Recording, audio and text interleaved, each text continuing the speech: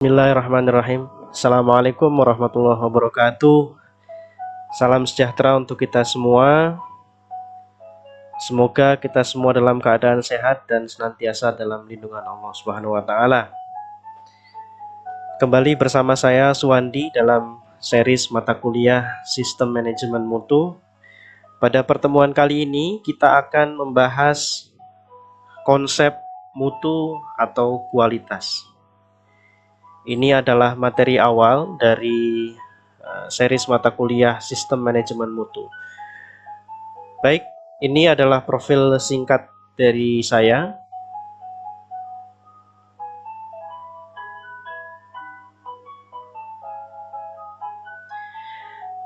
Kita mulai dari satu pertanyaan, how to compete in the era of globalization.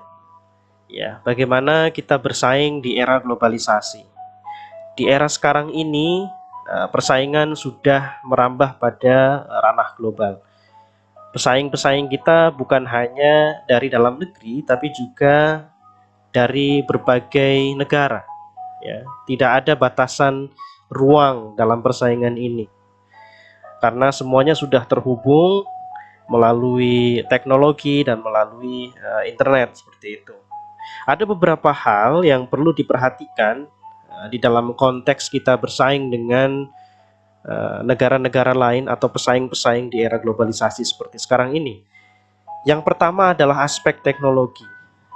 Tentu saja teknologi ini memegang peranan yang sangat penting di dalam kita bersaing di era sekarang ini, karena semua hal sekarang sudah berbasis teknologi, ya, digital minded, semuanya berbasis aplikasi, sehingga aspek teknologi ini benar-benar harus diperhatikan ketika kita ingin bersaing di era globalisasi seperti sekarang ini. Yang kedua adalah service excellence, ya, pelayanan yang prima. Bagaimanapun juga kita harus mempunyai pelayanan yang baik agar diterima, kemudian menjadi satu ciri khas tersendiri di dalam melayani customer seperti itu. Sehingga dengan pelayanan yang prima ini, customer menjadi puas dengan apa yang kita berikan. Kemudian yang ketiga adalah inovasi. Nah, tentu saja mereka yang terlambat untuk berinovasi akan tertinggal dari pesaing-pesaingnya.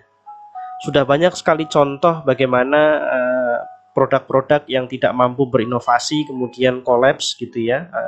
Kemudian mereka tertinggal dan akhirnya ditinggalkan oleh konsumen mereka. Kalau kita ambil contoh paling gampang ya, produk handphone misalnya Nokia. Kita tahu bahwa Nokia dulu adalah salah satu merek handphone yang sangat laris ya, sangat laku di Indonesia atau di dunia, tapi kemudian tidak bisa bersaing di era sekarang karena memang terlambat untuk berinovasi. Ya. Contoh lain misalnya bisnis-bisnis yang berbasis konvensional, ya, misalnya ojek konvensional, delivery dan lain-lain. Ya, ketika mereka tidak bisa memberikan satu inovasi pelayanan yang bisa memuaskan pelanggan, mereka akan ditinggalkan. Kemudian selanjutnya adalah excellent marketing. Pemasaran juga penting di era sekarang ini, ya. Bagaimana kita memasarkan barang? Ya, sekarang sudah banyak sekali model-model pemasaran yang berkembang, ya, dikembangkan oleh perusahaan-perusahaan, ya, iklan yang berbasis pada televisi misalnya sekarang sudah sudah banyak ditinggalkan. Sekarang sudah menggunakan media sosial, memanfaatkan platform-platform medsos atau YouTube misalnya. Ya, semuanya berubah seiring dengan zaman. Kemudian selanjutnya adalah comparative advantage. Ada keunggulan komparatif, ya, dari pesaing-pesaingnya. Sehingga dengan adanya keunggulan ini ada perbedaan, ada ciri khas dari produk tersebut sehingga produk tersebut menjadi satu brand yang eksklusif gitu ya. Contoh misalnya kita ambil iPhone ya, produk-produk Apple itu sudah punya reputasi ya di pelanggan-pelanggannya atau di konsumen-konsumennya.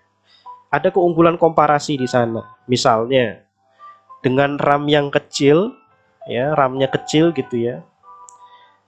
Kita komparasi antara misalnya Android dengan sistem iOS, misalnya di iPhone RAM-nya 2 GB, di iOS itu RAM-nya sampai 8 GB tapi performanya sama. Jadi ada keunggulan komparatif di sana.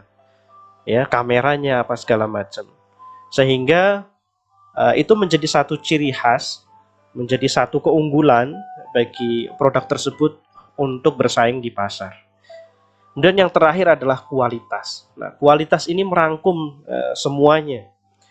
Ya, bagaimana produk-produk yang dilempar ke pasar, dikeluarkan, ya, dijual di pasar itu punya kualitas. Ada standar-standar tertentu yang harus dipenuhi oleh produk sehingga dia layak untuk bersaing di pasar. Nah, dan pada akhirnya adalah hanya produk dan jasa yang bermutu yang akan bertahan dan memenangkan persaingan di pasar. Kualitas ini menjadi satu hal yang amat sangat penting di era sekarang ini. Ya, produk-produk yang tidak punya mutu yang baik, ya lambat laun akan ditinggalkan oleh konsumennya. Nah, selanjutnya adalah apa sih sebetulnya definisi kualitas atau mutu? Ini menurut ISO 9001, ciri dan karakter menyeluruh dari suatu produk atau jasa yang mempengaruhi kemampuan produk tersebut untuk memuaskan kebutuhan pelanggan, ya, kebutuhan tertentu. Ada kata kunci di sana, ciri dan karakter kemudian memuaskan kebutuhan tertentu. Ya, nah, pada akhirnya adalah kepuasan pelanggan atau pemakai produk yang menjadi orientasi dari pelayanan tersebut, ya, dari produk tersebut. Bagaimana produk itu bisa memberikan kepuasan kepada pelanggan. Pada intinya adalah itu. Ya, kualitas atau mutu itu muaranya adalah pada kepuasan pelanggan, sehingga ketika pelanggan atau customer memakai produk itu merasa puas dengan apa yang mereka dapatkan dari produk yang kita berikan, mereka akan menjadi loyal. Ya, ya contohnya banyak sekali ya. Walaupun harga barang itu mahal, tetap dibeli gitu ya, karena mereka sudah produk oriented gitu, sudah melihat kualitas produknya. Contoh misalnya kan banyak ya produk-produk yang lux gitu ya, yang yang punya nama brand besar gitu, misalnya Supreme, misalnya produk-produk ya tadi iPhone, Apple, misalnya MacBook, ya, atau Samsung misalnya. Jadi mereka punya pasar tersendiri di sana. Ya, pelanggan mereka akan loyal karena apa? Karena kualitasnya sudah teruji. Pelanggan merasa puas dengan kualitas yang diberikan. Nah, kemudian apa sih sebetulnya alasan penting dari kualitas atau mutu ini? Kenapa mutu ini menjadi satu hal yang sangat penting? Yang pertama adalah reputasi perusahaan. Ya. Jadi dengan produk yang bermutu, berkualitas, tentu saja reputasi perusahaan itu akan naik. Ya. Kalau reputasi perusahaan naik, brand dari perusahaan itu juga akan naik juga, sehingga bisa menjadi satu brand image-nya tuh akan meningkat, ya, akan menjadi brand yang eksklusif, bisa jadi seperti itu. Ya, misalnya Nike punya Air Jordan misalnya, kita tahu Air Jordan kan sepatu yang yang reputasi atlet gitu ya. Jadi kualitas atau mutu ini sangat mempengaruhi reputasi perusahaan. Nah, kemudian kewajiban produk. Jadi produk yang akan dilempar ke pasar itu harus memenuhi standar minimal mutu. Ada kualifikasi tertentu yang harus dipenuhi oleh produk tersebut untuk bisa dipasarkan. Gitu. Ya, Produk itu wajib untuk memenuhi standar tersebut. Kemudian yang ketiga adalah implikasi global. Tentu saja di era globalisasi ini mutu ini menjadi perhatian bersama gitu, ya, sehingga produk-produk yang mutunya jelek ya tidak akan bisa bersaing di ranah global, ya. Makanya ada standar internasional gitu ya, ISO 9001/2015 kalau sekarang ini. Nah, itu menjadi satu kesepakatan bersama dalam mengontrol kualitas atau mutu sebuah produk gitu. Nah, implikasi global ini menjadi satu hal yang apa ya bahasanya, yang niscaya gitu. Semuanya harus bisa berorientasi pada kualitas. Kalau tidak mau apa, kalau mau bersaing di internasional, ya otomatis kualitasnya harus ditingkatkan. Secara umum dapat dikatakan bahwa mutu produk atau jasa akan dapat diwujudkan bila orientasi seluruh kegiatan perusahaan atau organisasi tersebut berorientasi pada kepuasan pelanggan. Lagi-lagi, kepuasan pelanggan ini menjadi satu hal yang sangat penting. Muara dari kualitas atau mutu ini adalah bagaimana produk-produk tersebut dapat memuaskan keinginan dan harapan dari pelanggan. Nah, ada perbedaan ya pengendalian mutu antara industri manufaktur dengan industri jasa.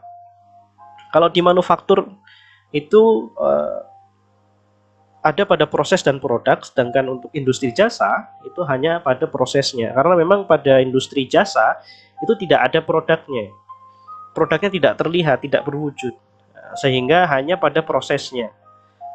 Sedangkan pada manufaktur itu ada pada proses bagaimana produk itu dibuat dan pada hasil akhirnya produknya seperti apa. Ya, sedangkan jasa ini kan pelayanan. Ya, jadi layanannya saja, prosesnya saja yang menjadi tolak ukur dalam pengendalian mutunya. Kemudian ada dua cara kualitas meningkatkan profitabilitas. Bagaimana sih sebetulnya kaitan antara kualitas dengan profitabilitas? Ya, yang pertama adalah dengan keuntungan penjualan. Ya. Jadi peningkatan kualitas dalam aspek keuntungan penjualan, meningkatkan respons, harga yang fleksibel, dan meningkatkan reputasi. Ya, dengan melakukan tiga hal ini maka penjualan akan meningkat sehingga tentu saja ada peningkatan laba di sana. Responsnya harus cepat, kemudian harganya juga fleksibel sesuai dengan keinginan pasar. Kemudian ada peningkatan reputasi di sana. Kemudian yang kedua adalah menurunkan biaya. Ya. Meningkatkan produktivitas, mengurangi pengerjaan kembali atau biaya scrap, mengurangi biaya jaminan. Jadi biaya-biaya yang tidak perlu itu direduksi, ya. Biaya-biaya tersebut diminimalkan sehingga laba menjadi meningkat atau biaya operasional menjadi turun. Ya, kalau biaya operasional tentu saja ya laba akan meningkat. Kemudian selanjutnya, berkenaan dengan biaya, ini ada beberapa biaya di dalam kualitas ya. Yang pertama adalah biaya pencegahan. Ini biaya yang terkait dengan pengurangan potensi barang atau jasa yang cacat. Ini misalnya pelatihan, program peningkatan kualitas. Ini preventifnya. Ya, bentuknya adalah melatih karyawan bagaimana mengerjakan produk itu agar lebih baik, lebih cepat. Gitu ya. Ada program-program pelatihan atau workshop di sana. Kemudian biaya penilaian, biaya yang terkait dengan evaluasi barang, proses, bagian dan jasa, percobaan, lab. Nah, ini biaya ini biasanya memang kalau di perusahaan-perusahaan besar ini termasuk dalam biaya riset ya. Jadi sebuah produk itu punya ada risetnya gitu loh, sehingga produk tersebut mempunyai kualitas yang memang dibutuhkan oleh pasar. Ada proses riset di sana, riset terhadap produk itu, kemudian produk itu diuji coba dan lain-lain, sehingga produk itu memang dibutuhkan oleh customer, layak untuk dijual. Kemudian biaya kegagalan internal. Nah, ini berkaitan dengan produksi barang yang cacat sebelum dikirim ke pelanggan. Jadi sebelum barang itu dijual, itu ada proses namanya QC atau quality control. Nah, di sana akan ketahuan barang-barang yang memang tidak layak untuk dijual ke pasar. Nah, itu masuk dalam biaya kegagalan internal. Nah, untuk meminimalisir kejadian tersebut, ya tentu saja ada biaya-biaya pencegahan, kemudian ada biaya penilaian. Sehingga pada saat proses produksi, kegagalan-kegagalan produksi barang ini menjadi lebih minimal gitu. Sehingga ketiga biaya ini memang ada di dalam proses internal sebuah perusahaan ketika memproduksi barang. Dan yang terakhir adalah kegagalan eksternal. Kalau eksternal ini berkaitan dengan ya eksternal dari perusahaan, customer, misalnya distributor dan lain-lain. Biaya yang terjadi setelah pengiriman barang atau jasa yang cacat. Jadi pada saat barang tersebut dikirim dalam proses logistiknya, misalnya di jalan atau kecelakaan misalnya, atau barang tersebut hilang dan lain-lain. Nah, ini menjadi biaya kegagalan eksternal. Ini biasanya memang tidak bisa dikontrol karena memang melibatkan pihak eksternal. Misalnya pengerjaan kembali, retur barang, cost to society, ya ada biaya untuk masyarakat, society gitu ya.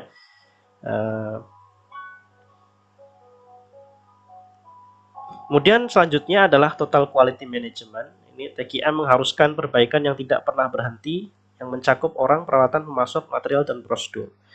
Jadi dalam manajemen mutu atau kualitas ini ada istilah total quality management. Jadi bagaimana mengontrol, memanage sebuah mutu dari kualitas dalam proses produksi barang ini secara komprehensif, ya, mencakup orang, peralatan, prosedur, material, dan lain-lain. Nah, ini ada satu konsep PDCA yang biasa kita kenal, ini salah satu saja ya. Konsep PDCA ini lingkaran Deming gitu ya, PDCA ini ada di dalam TQM, walaupun memang nanti kita akan coba lihat beberapa konsep lain untuk total quality management ini di pertemuan-pertemuan selanjutnya gitu ya. Secara singkat saja bahwa dalam konsep PDCA ini ada 4 aktivitas di sana: plan, do, check, and act. Ya, plan itu mengidentifikasi masalah dan membuat rencana. Jadi perencanaannya, kemudian do itu menguji rencananya, dan cek apakah rencananya berjalan, dan act implementasi dari rencana tersebut. Nah, PDCA ini biasa dipakai di dalam total quality management. Walaupun memang ada beberapa model manajemen mutu yang lain, Six Sigma misalnya, ini terkenal melalui beberapa perusahaan, Motorola, ya.